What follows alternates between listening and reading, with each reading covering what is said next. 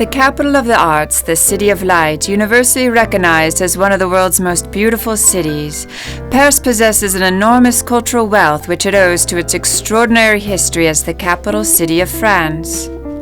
The tour starts at the Bastille, a site of major symbolic importance in the history of France, where the first events of the Parisian revolt against the monarchy took place. This place serves as a reminder to the citizens of France of the guiding principles of the French Republic, the ideals of freedom, equality, and brotherhood.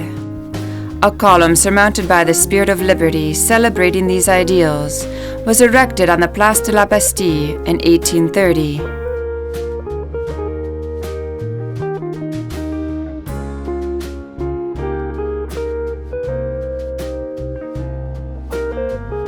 Visiting Paris is a living encounter with names and places taken from the pages of history. Not far from the Bastille column, the Marais Quarter was once an undesirable marshy area of Paris that was transformed into a stately neighborhood of urban mansions and attractive gardens.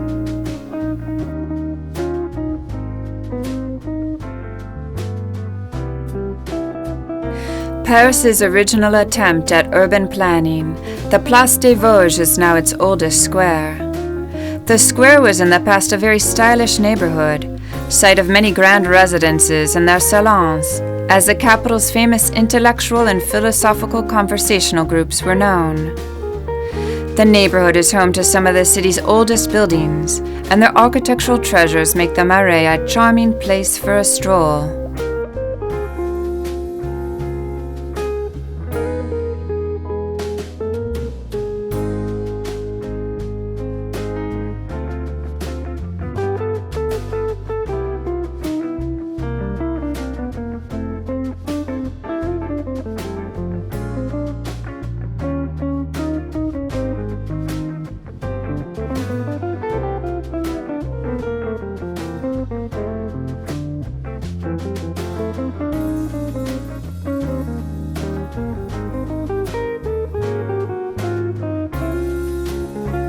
In the center of Paris, on the right bank of the Seine, the Hôtel de Ville or City Hall is close to the Cathedral of Notre Dame.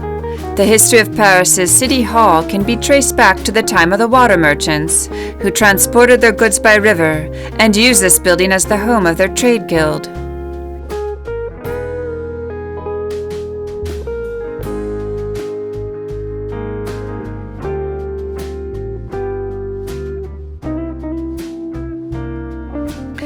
Paris has long been known for the splendor and magnificence of its architecture. As France's capital city, it is a land of man-made architectural marvels, with its modern buildings representing evolution from the historical ones. Paris's architecture and design represents various periods of constructions and a range of corresponding styles. The French Renaissance style of Paris's Hôtel de Ville took its inspiration from the chateaux of the Loire Valley.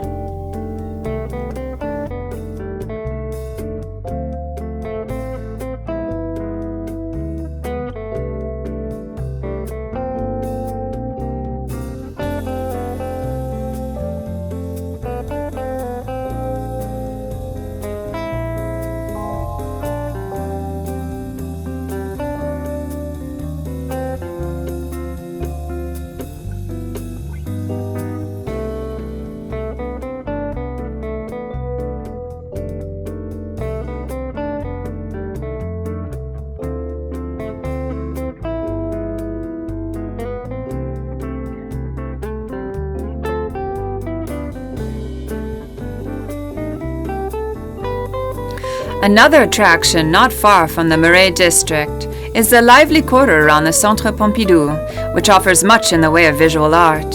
The colorful moving sculptures and fountains in the pool on the Place Igor Stravinsky are the creations of the artists Jean Tigli and Niki de Saint-Phal. This squirting waterworks pays homage to the Russian composer Stravinsky, and each fountain corresponds to one of his compositions.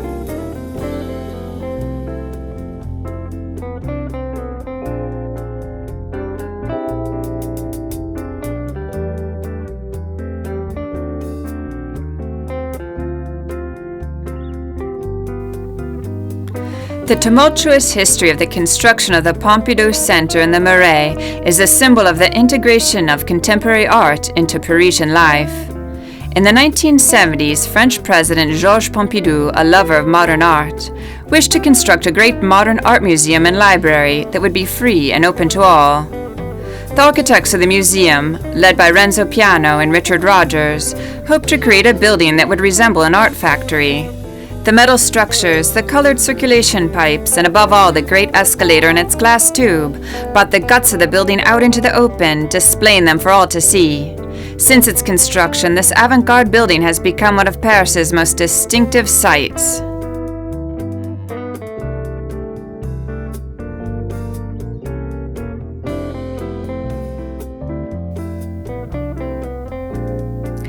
It's time to leave the area of Les Halles. Walking through the narrow streets away from the Centre Pompidou, we come to the church of Saint-Eustache, a Gothic building not far from the Forum des Halles and its gardens. The site of Saint-Eustache has always been a popular meeting place for all strata of Parisians, whether nobility, bourgeoisie, tradesmen, or workers. A stroll through this part of Paris is a way of really getting to know the city, its neighborhoods, and its inhabitants.